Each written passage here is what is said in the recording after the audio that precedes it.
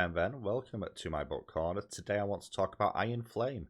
This is the follow-up to the viral sensation that is Fourth Wing by Rebecca Yarros, and this is book 2 in the Empyreon saga. This released back at the beginning of November 2023, a mere 6 months after book 1 released. The physical book, which I have here, is a bit of a chunk. This comes in at 640 pages long. I actually listened to the audio version once again, as I did last time, which is again narrated by Rebecca Yarros featuring Teddy Hamilton, and that came in at a little over 28.25 hours in length. I'm reverting back to my normal format for this video, so we're going to talk a little bit about the story, the characters, the world building and the presentation, as well as my final thoughts at the end. And obviously, with this being book 2 in a recent series, there will be spoilers in here for book 1, so be aware of that going in. If you're interested on my thoughts on Fourth Wing itself, review will be at the top for the link for that one. It's a book that I was a little bit nervous about reading because of some of the discourse I'd seen around it. And overall, I thought it was pretty good. But how did I find the follow-up? We pick up from exactly where we left Fourth Wing, with Violet Sorrengail within the province of Tyrandor, specifically the apparently ruined city of Erasure, which has been significantly more rebuilt than people thought, and dealing with a crisis of faith and trust, not just in her own family back home for keeping secrets from her potentially, the possible betrayal of her from her best friend from childhood, Dane Atos, also the betrayal by her enemy turned lover, Xaden Ryerson, who has very much underplayed his part in many regards to the growing rebellion slash revolution that is currently building momentum, as in many regards he is almost the de facto leader of this if he chooses to be so. But not just that. At the end of Fourth Wing, it was revealed that the person who saved Violet's life due to the fact that she had been impaled with a venom blade that was poisoning her was none other than her brother, Brennan, who is believed to have died during said rebellion. And not only has he survived, but he is actually one of the more senior leaders on a council for the rebellion as well. And what you have here is a setup of themes for distrust, trust and honesty, as well as familial legacy that plays through all of this. And that plays into the story quite nicely, as you have two characters who in many regards kind of flip a little bit. And you have them dealing with the problem of, well, how do we continue to help the rebellion, first of all, as they all agree that this is probably the right thing to do with the threat that they now know is out there. Do they return to Besgaeth? Do they stay within Tyrandor? And if they return to Besgaeth, what will then happen? What are the side effects of that? And the decision is made to return to Besgaeth early on, despite the fact that they will have been written off as dead, and their return causes a few issues for leadership due to the fact that they have seen the Venom and the Wyverns and know the truth of what's really out there, which the general population and the majority of the military do not. So you have, once again, this running theme of distrust from the main characters towards each other, towards the governments, towards the military leadership, and towards the rebellion as well. And it makes every character in this book quite unreliable in many regards. I mentioned in book 1 that due to conditioning, for want of a better term, Violet was an unreliable narrator. And in many regards, she is here as well, because her visions, her ideas, and her motivations are now even more coloured with distrust. And it makes this a far more engaging novel when this starts to come to play. This also is far more of a fantasy than the previous book was. Whilst the previous one was very much focused on the growing relationship, will they, won't they, enemies to lovers, of Violet and Xaden, this has a lot more of a fantasy bent, which I personally preferred. So, overall, I actually think the story of this is more engaging due to its higher fantasy elements. What I will say in terms of the romance side of things, is the first 30% of this book feels like it retreads a lot of the ground that the previous book did in terms of the will they, won't they kind of dynamic. And that really sort of cuts the pacing quite a bit and slows the book down and gets in the way of some more engaging narratives for me personally that are going on, because realistically we know the answer is they will. But that being said, it's still a very solid, strong setup for a book 2 in a series that kept me engaged throughout and has me excited for the follow-up.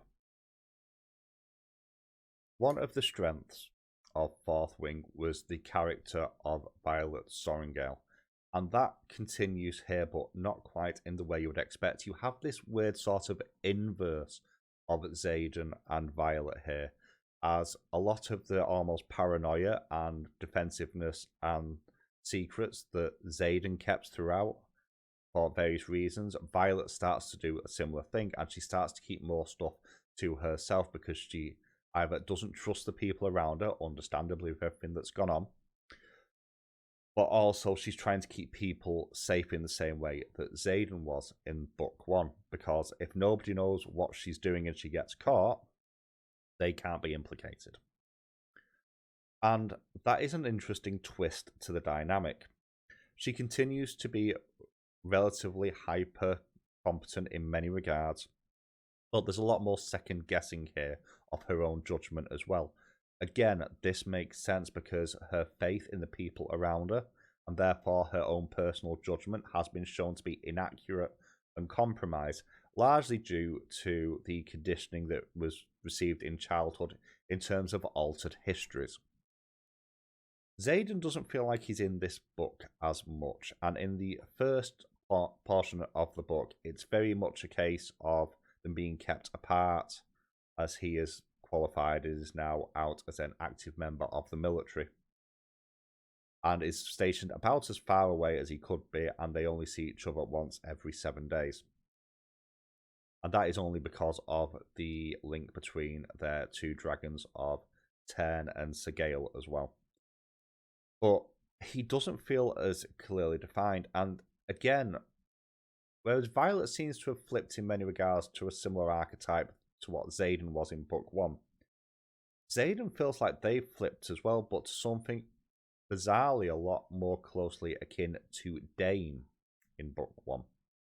And what I mean by that is, when Dane initially appears in book 1, he is very, very protective of Violet and tries to keep her safe at all costs. And there's plenty of evidence of the same sort of behaviours from Xaden in here. He is desperate to keep her safe, and she once again chafes against that, just as she did against Dane in book 1. And it's a little bit jarring in some regards to see this kind of flip, even though it makes sense for a number of reasons, due to the fact that, first of all, she nearly died. Secondly, she is linked to the dragon that is mated to his dragon, so there is a danger there if she were to die as well. She is a natural target anyway, because of her bloodline as well as her relationship to him.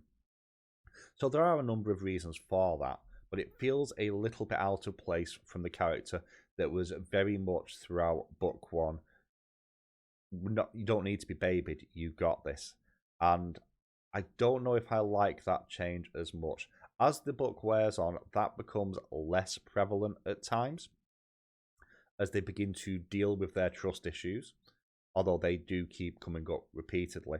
And the one thing that has stayed consistent throughout is that Xaden doesn't tell everything to keep the people around him safe, because he can't, because in his words, not all secrets are his to give.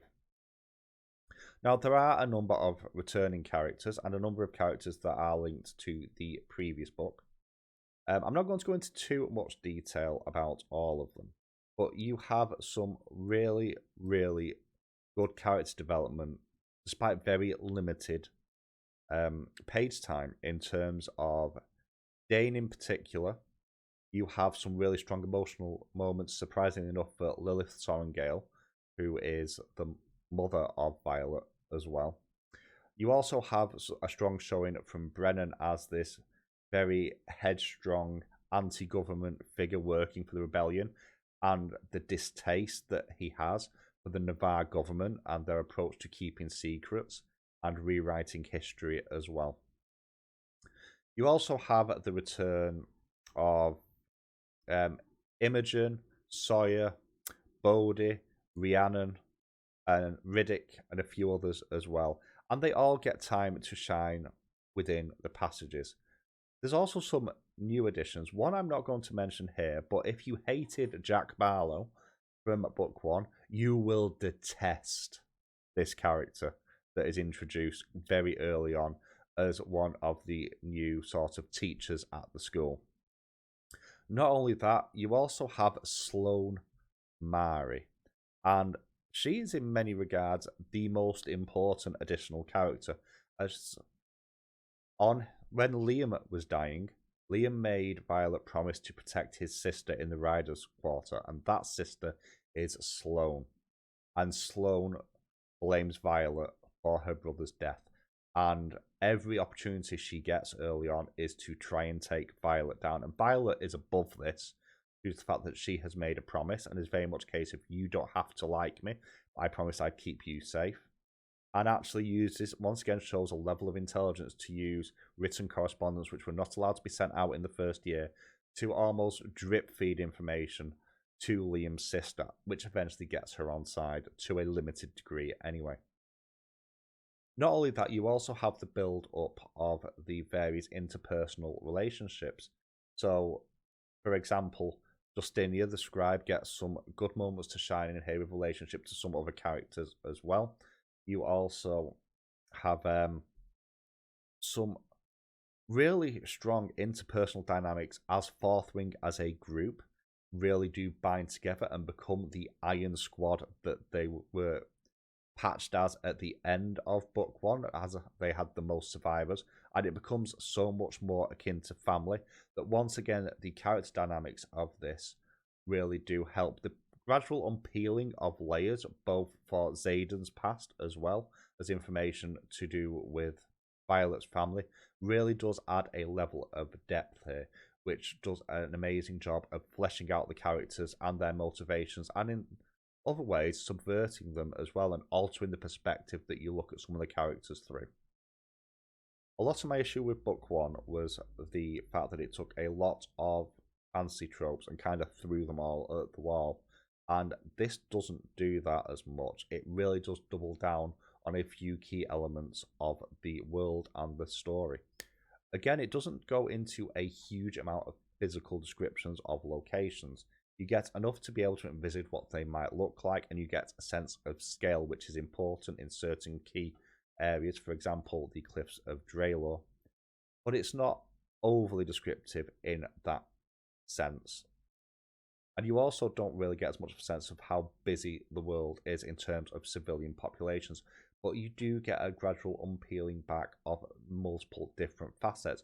For example, the way the rebellion works, the way the rune system works that protects Navarre. You get information around the Griffin Riders and how they become riders and how Griffins choose them, which is really interesting as well. You also have dips now into deeper dragon lore, and this is in many regards the most important and interesting facts that you get, because dragons do not answer to people, and that is a shaping that comes up quite regularly in the first half of the book as well, that people are reminded of. Dragons are not subservient to humans, it's the other way around. Humans serve as riders at a dragon's whim, not dragons as steeds to humans, which is a really important dynamic that needs to be reinforced and does come into play with one of the more shocking twists later on in the book. You get more lore drops on Venom as well, and the threat that's faced as you're now taken out of this controlled environment where propaganda is used to control the military and the population in Navarre, and you see the real life effects of what is happening with the Venom and their wyvern and their inexorable march across the continent towards Navarre. And you also get some good history in here as well, as they begin to decide that what they need is their own version of the wards and trying to find these hidden or banned books, which may or may not still exist.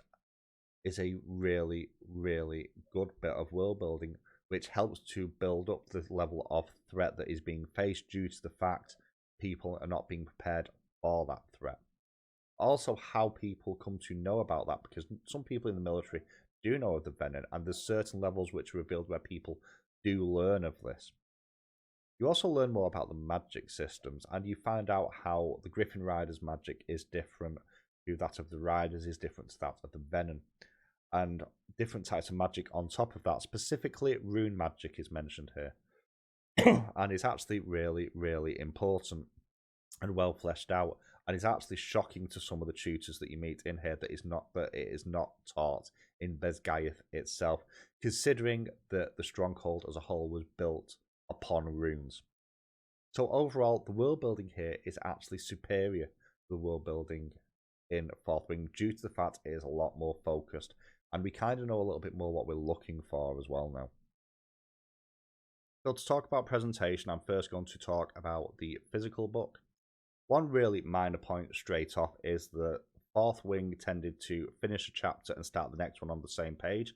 That has stopped, which may partially explain some of the thickness of this book compared to its predecessor, although it is a longer book in general. It's only a minor thing to mention, but some people may appreciate that. I also like the internal consistency between the covers for Fourth Wing and Iron Flame. At a glance, they look very, very similar, with the main difference being the title and the alteration to a more copper-orientated colour palette to the gold that was there before. But what I really like is when you start to look at the detail, and the design in the background has a lot more of a runic magical quality to it, which does a good job of foreshadowing events within the book. Another thing worth mentioning is the inlay on the inside of the book cover, where you have some absolutely gorgeous artwork as well. Same front and back, just a minor thing, but again, I really like that as well. In terms of writing style, once again, this has a brisk pace throughout, and Yarros has a really natural ability to end a chapter leaving you wanting to read the next one.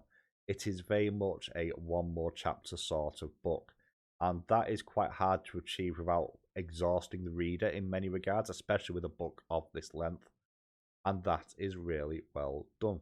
And in terms of endings as well, specifically for the book, whilst Fourth Wing had a really strong ending, it was emotional and powerful and a bit shocking in many regards, the ending on this blows that one out of the water, and this is what I would term as a blockbuster ending that really does make me want to read the follow-up book.